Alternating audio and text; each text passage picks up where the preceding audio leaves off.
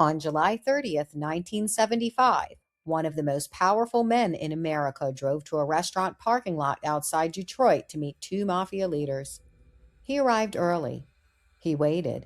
He made a phone call saying the men he came to meet were late. Then he vanished. No witnesses saw him leave. No body was ever found. And nearly 50 years later, the disappearance of Jimmy Hoffa remains one of the most famous unsolved mysteries in American history. Jimmy Hoffa was not a mobster, but he operated in a world where organized crime and labor unions often overlapped. Born in Indiana in 1913, Hoffa began working in a warehouse as a young man. In the 1930s, he joined the International Brotherhood of Teamsters, a labor union representing truck drivers and transportation workers. Hoffa was a relentless organizer. He negotiated aggressively, built loyalty among workers, and expanded the union's power across the country. By 1957, Hoffa had become president of the Teamsters. Under his leadership, the union grew into one of the most powerful labor organizations in the United States. But with that power came scrutiny. Federal investigators believed elements of organized crime had infiltrated parts of the union, and Hoffa's name frequently surfaced in investigations involving corruption and labor racketeering. In 1967, Hoffa was convicted of jury tampering and fraud. He was sentenced to federal prison, but Hoffa had powerful friends. In 1971, President Richard Nixon commuted Hoffa's sentence. There was one condition.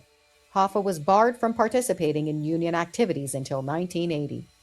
For Hoffa, that restriction was unacceptable. He wanted his power back.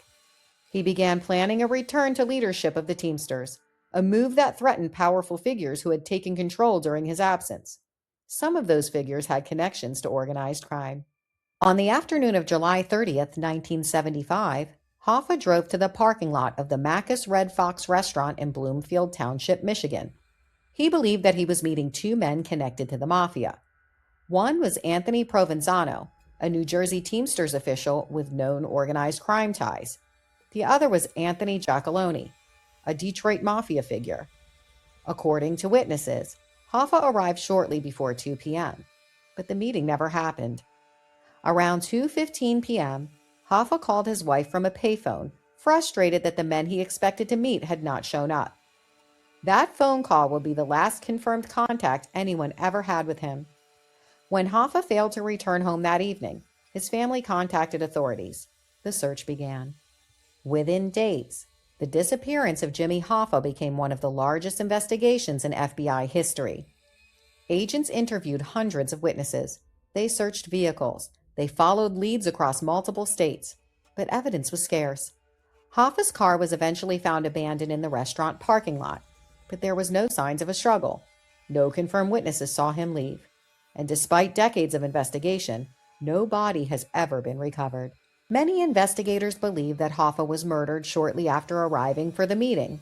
Some theories suggest that he was lured into another vehicle. Others claim that he may have been transported to a nearby location where the killing occurred. Over the years, numerous individuals have been suspected of involvement, but no one has ever been convicted in connection with Hoffa's disappearance. The case remains officially unsolved. In 1982, 7 years after he vanished, Jimmy Hoffa was declared legally dead. Yet the mystery continues to fascinate investigators, historians, and the public. Jimmy Hoffa's disappearance became more than a criminal investigation. It became a cultural mystery. Books, documentaries, and investigations continue to explore the question that has lingered for decades. What really happened in that restaurant parking lot in Michigan? Did Hoffa walk willingly into a trap? Or was one of the most powerful labor leaders in American history eliminated by forces that he could no longer control? The answer may still exist somewhere in the shadows of organized crime, but for now, it remains hidden. On that July afternoon in 1975, Jimmy Hoffa walked into a meeting that was supposed to help him reclaim power. Instead, he vanished without a trace. No witnesses, no confession, no body. Just a mystery that has endured for nearly half a century. And a question that still echoes today: where did Jimmy Hoffa go? If you enjoy real historical crime stories like this one, make sure to subscribe to A Veil of Crime so you never miss an episode. And if you'd like to support the channel and help keep these stories coming, you can buy me a coffee using the link on the channel. Your support helps bring more hidden stories from history into the light. Until next time, some crimes leave evidence, others leave only questions, and sometimes the truth disappears behind the veil.